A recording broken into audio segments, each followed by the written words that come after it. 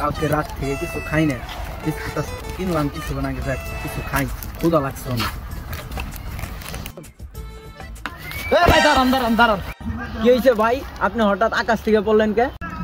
ভাই আমার আকাশ থেকে পড়ার কারণ কি জানেন? এই যে আপনি যে বিস্কিটের প্যাকেটটা ছিঁড়তেছেন, ঠিক আছে, তাতে তো আপনার একটা দাঁতও ভেঙে যেতে পারে। কি বলেন ভাই? হ্যাঁ, আমি হলাম এই এলাকার সমাজ সেবক, ঠিক আছে।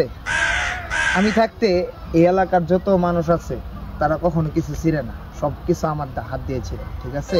এটা আমি আপনাকে ছিঁড়ে দেই, আপনি শুধু খান। তাই? হ্যাঁ,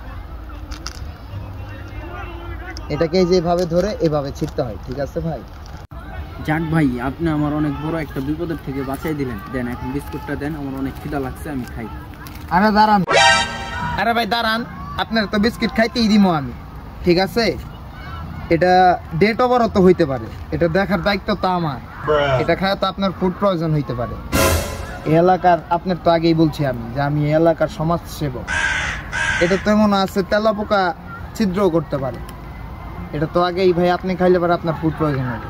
আগে আমি আপনাকে খাইয়ে চেক করে দেই, তারপরে আপনি খান।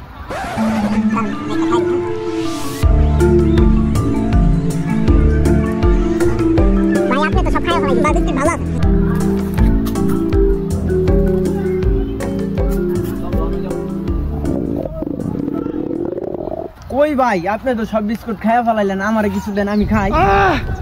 ভাই বিস্কিটটা অনেক স্বাদ তো, ঠিক আছে, তাই আমি সাথে সাথে খাই ফেলাইছি। জান আপনারা দিতেছি, নেন খান।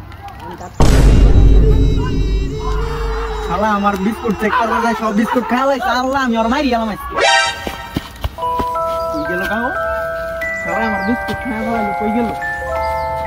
এখন আমি কি কাম? 10টা টাকায় আসলো।